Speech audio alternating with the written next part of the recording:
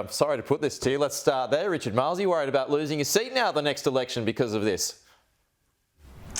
The referendum obviously wasn't what we'd hoped on the weekend, but we really do respect the voice of the Australian people and the result, and we won't be moving forward with constitutional reform now. But I actually think when you look at the way in which both the yes and no campaigns ran their arguments, there is an increased desire to look at ways in which we can move to close the gap of social disadvantage. I think everyone acknowledges how unfair that is, and our focus now in going forward needs to be on that. Okay, but just on the voice, I mean, you badly misjudged the mood of the nation. With more time to reflect, how did you get it so wrong?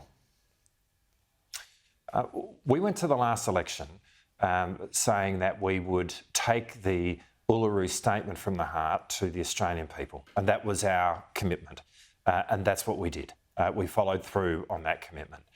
Now, the history of referendums is that they are difficult to get up, and there isn't a precedent where where it's not bipartisan.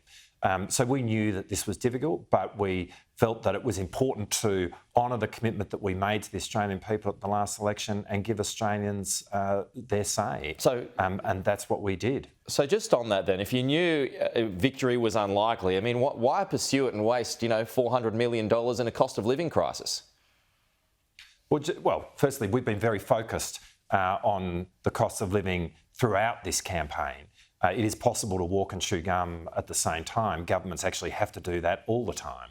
And so in the last few weeks, the last couple of months, we've seen an employment white paper, we've seen 60-day prescriptions come into effect, which are going to save money for those who have chronic illnesses and use medication a lot.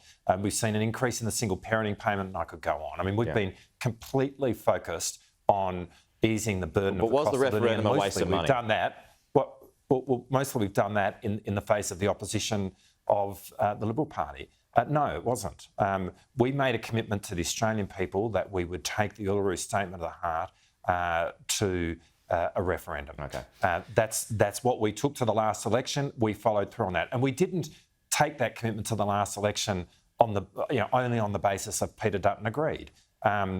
We did this on the basis that we would take it to the Australian people, and that's what we've done. I think asking the Australian people their opinion is never wrong, but equally the Australian people always get it right, and we acknowledge the result. We move forward now, not through constitutional reform, but looking at other ways in which we can act to close the gap. Okay, I mean, you all went along with it, but the question does need to be asked because it was the Prime Minister's baby, but does the PM still enjoy full support in the party, considering the size of the defeat? Oh, it was, of course, and everyone was committed to seeing this referendum happen. I mean, I passionately believed that had we altered the Constitution to recognise Indigenous Australians through a voice to Parliament, it would have made a real difference in closing the gap. That's what I believed, and that's why I voted yes and campaigned for it. And I think in that, my view is consistent with everyone in the caucus. We understood this, and we understood that it was difficult, but you don't shy away from issues just because they are difficult. Okay. But that said, the result has happened, and now we need to look at closing the gap in a different way. And the PM has full support in the party? Of course. Okay. I mean, he does, and this process did.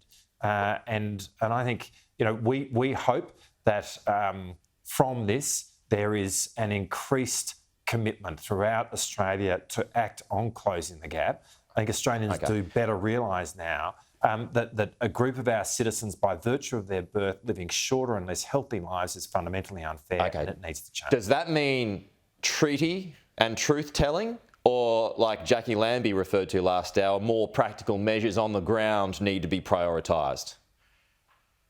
Well, we definitely need to be looking at practical measures on the ground, and indeed that has underpinned everything we've done up until now. I mean, as I said, that the gap is what is fundamentally unfair, and yes, getting symbols right matters, But what actually came from the Uluru Statement from the Heart back in 2017 is that the Indigenous leadership of this country, while wanting to make sure that the symbols are done right, want that to happen in a practical way where we actually close the gap. That is the thing which is fundamentally unfair in this country. So we will absolutely be focused on practical measures.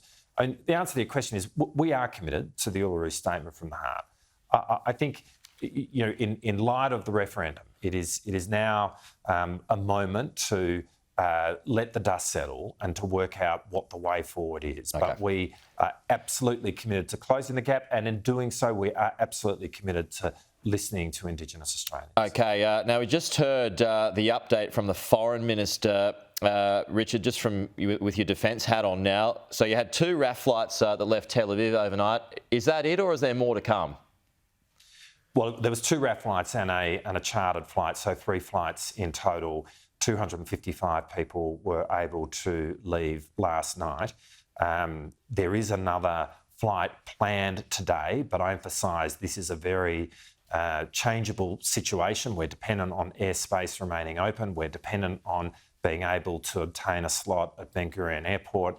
And so a whole lot of things can change at a very short moment's notice. And with that in mind, there were spare seats on the planes last night. So if there are Australians who want to leave Israel, we urge them to take the opportunity that is being provided to them. Don't wait for it to be convenient, because we don't know how long this window will remain open. We do plan another flight today. The defence assets will remain in the region, but this is, as I say, a very changeable situation, and it could all change at a moment's notice. Yeah, no, that's fair enough. So just to confirm, is that a RAF flight or a commercial flight, this one more that's coming? Look, I'm not in a position to confirm that, but the plan, I mean, there is a plan to have another flight today.